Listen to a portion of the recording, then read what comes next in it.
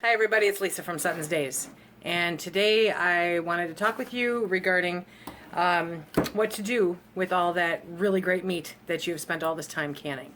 And I think that that is one of the main things that people get confused about or hesitant about canning meat, is they just don't know, what do you do with it after that? What can it be used for? What is it like? So I'm hoping to dispel some of those concerns and worries and hopefully give you a couple ideas and hopefully get a couple more ideas back from you, because I don't claim to know everything about it. I really don't. I'm just telling you what I do, what I know. So first we're going to start with venison or beef, okay? And I've got two kinds here. I've got two kinds of venison here. Now one is a shredded venison. It comes out shredded. What I did is I cubed this and canned it that way. And then this is a ground venison that I ground and partially cooked and then canned. They can be used for some of the same things, some different things. Okay, I tried using the shredded venison in tacos one time. Yeah, it's edible, but the texture is just off. It's not, you know, ground meat is tacos, not shredded, but in a pinch, it'll work. It's food. So for the ground meat, you know, you do tacos. Use the hamburger, broccoli, Alfredo, spaghetti, goulash, chili, anything that you would use ground beef for. It's just cooked and it's ready to go. So the ground beef, which if you see this is actually not the jar. This is the little bit of fat that was still in the meat. When it cooled off, it just turned white. But anything that you would use ground beef for, you could use the venison, you know, the ground venison or the ground beef. And it just makes it that much easier because it's cooked, it's ready, it doesn't have to be in the freezer. That to me, huge bonus. So those are some of the things that I use it for, anything that you would use ground beef for. The ground venison, like I said, or the shredded venison, like I said, was good for things like casseroles, soups. The ground could go in there also, you know, but the shredded casseroles, soups, fajitas, venison pot pie. I made it just like you would a beef pot pie. It's so good. And then you can also do like a barbecued beef. You know, only it's barbecued venison. You know, you can do beef the same thing. Where you empty out the jar into a pot, mix up some barbecue sauce, heat it all up, throw it on a bun, poof, dinner or lunch or whatever. That's just some of the really easy peasy, quick stuff that you can do with that. The next thing is chicken. We eat a ton of chicken since we started canning it. Just literally a whole bunch of chicken. So one of the biggest things we do is chicken salad. During the warmer months, there seems to always be a container of chicken salad in the fridge. It's quick, it's easy for lunch, for dinner. Phil, you know, tosses it between bread or whatever. He even dips celery. You can eat it with celery. I will eat it, you know, with pork rinds or whatever. Very easy, very good, very healthy. You know what's in there. It's not like the cans of chicken, which honestly I think I've only eaten once or twice. The commercially canned chicken. You get a lot more for your money when you can your own chicken. There's hardly any in that can. You don't know what else is in it. Along with the sodium, there's the preservatives. I'd go with this any day of the week. Okay, so again, chicken salad, chicken pot pie, soups. Phil says chicken fricassee, which I personally have not done, but apparently was a really big Bob Evans thing. And then one of the things that Phil mentioned, he gets total credit for this, you guys, because I am totally making this now, okay? Is, you know, those 7-layer dips, you know, where you put the refried beans and the cream cheese and this and, you know, shredded cheese, whatnot. Instead of doing the 7-layer dip with the refried beans, use shredded chicken. Oh my gosh. Okay, I am like craving this now since he said that. That is definitely going on the menu in the very near future. Be creative. It's shredded chicken. You can use it pretty much any way you want to, okay? One of the next things is fish. That to me was always a little bit trickier because, you know, you grill or saute or broil fish. But as I think I've said, you know, a couple hundred times before, I love salmon patties. Absolutely love salmon patties.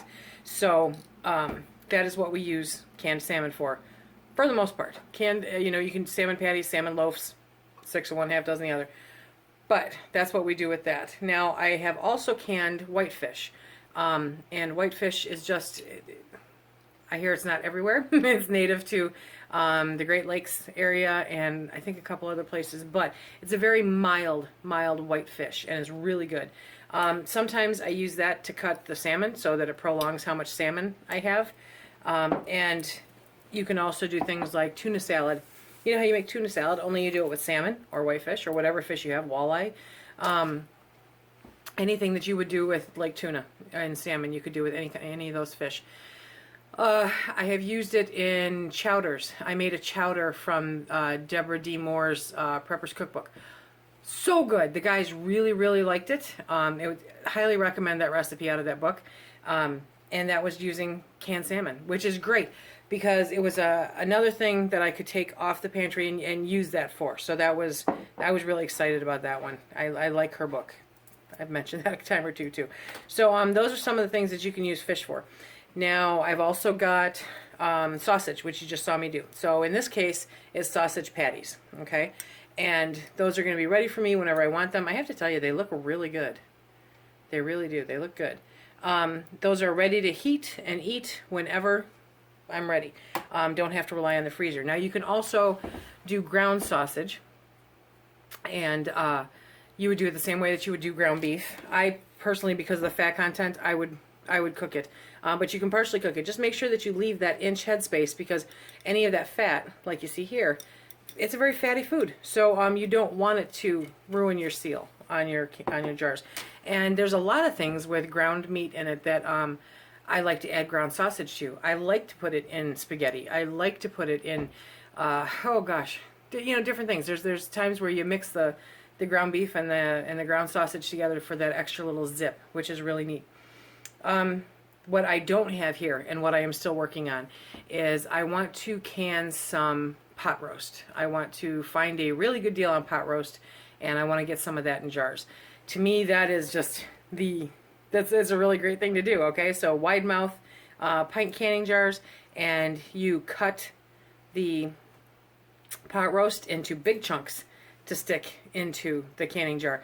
And you put some onions in there and you put some broth in there and you can it up. And then poof, all you have to do is pull that out, heat it up, put it with some potatoes that you've canned and some carrots that you've canned and whatever else you normally have with your pot roast. And you have a dinner that typically takes a good chunk of the day in a very small amount of time, whatever time it takes to heat it up, okay? Ham, I have not, pardon me, I have not canned ham. I'm very interested in doing so. So when we have leftover ham from our Christmas ham, that is going into jars this year instead of just the freezer. Because that would be used for soups or casseroles or, like scalloped potatoes with ham, that kind of thing. And it's ready and it's cooked and it's not using electricity to keep it available to us. So anything that you would use that kind of ham for, you're thinking casseroles, that kind of stuff. And then you can also can bacon. If you go check out Prepper Potpourri, she just did a video on canning bacon. And it was a really good video. It's one of those things that the USDA does not recommend. So you have to make that choice for yourself. You really do. Personally, bacon never lasts that long around here, so I'm not going to bother with it. But if I were looking at a really big mass quantity and I had to empty out the freezers, you can bet your bottom I'd be putting it in jars. And she shows you how to do it, and it's really easy, you guys. It's really easy. So check her out if you get a chance. I'll put a link in the bottom to that video. There's all kinds of things that you can do with canned meat. And if you're not used to canned meat, which I wasn't, canned meat was not part of my growing up, I guess. So it wasn't part of my life. But so learning how to use it, learning how to utilize it, was a concern that I had too. And it's a learning experience. There's a lot more stuff that you can do with this. But mainly, in my mind, what it is it's an ingredient. Okay? It's an ingredient to make that meal much faster when you need to than you would have to if you started from scratch. Okay, if you started with it frozen, you'd have to wait for it to defrost. Then you'd have to cook it. Then you'd have to cube it or shred it or do whatever to it. Then you'd have to add it in with whatever you're cooking. Now, you eliminate all those steps and you open a jar. It's beautiful, okay? When you think of something like shepherd's pie, that is a perfect home canned recipe, okay? Use your home canned potatoes. Make the mashed potatoes. Use your home canned ground beef or ground venison or ground sausage or combination thereof for the meat. Use your canned vegetables, you know, that you home canned yourself to put into it. Poof, you've got this. The only thing that's not in there is cheese. Maybe we can all get cows and make our own cheese. Okay, so next on the list. But those are just some of the ideas of some of the things in a really quick video of what you can do with your home canned meats. It's an important part. It's a scary part because you don't want to spend all that money. I get that. I really do. You don't want to spend $20, $30, $40, $50 or more on a meat to stick it in a jar and then not know what to do with it or not have the knowledge to know what to do with it. So a lot of it is trial and error, and admittedly a lot of it is casserole, soups, ingredients. It's an ingredient, and that's how you have to use it, okay? You don't have to. That's one of the ways that you can do it. Don't tell me.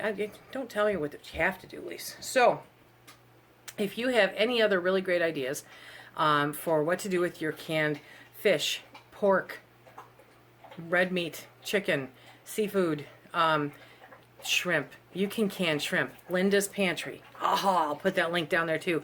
You can can shrimp, which I always thought was a really neat thing. But gosh, when we finally get shrimp in this house, it really flies. I mean, we make a meal out of 2 pounds of shrimp. But can't do that really anymore. But it's really good.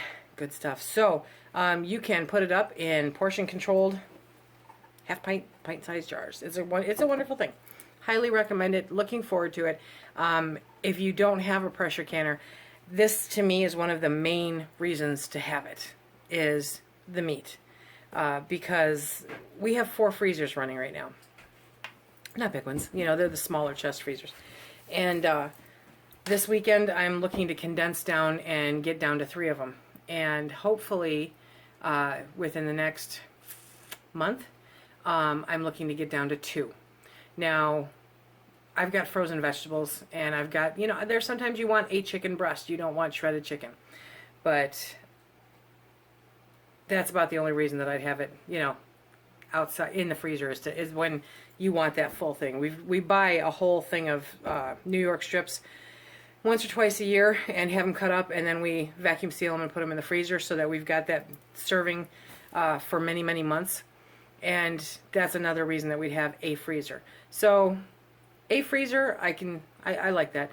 But 2, I really don't want to be more than 2. So we're looking to cut that down for the wintertime, kind of cut down the electric bill a little bit. Remember, if you want to be entered into the giveaway for the 23-quart Presto Pressure Canner, check out this video right here. It'll give you all the details on what you have to do and by when and to whom and what you need to include, and so much fun. Don't forget. And please like, share, subscribe. We hope everyone's having a really great day, and we will talk to you again real soon. Bye now.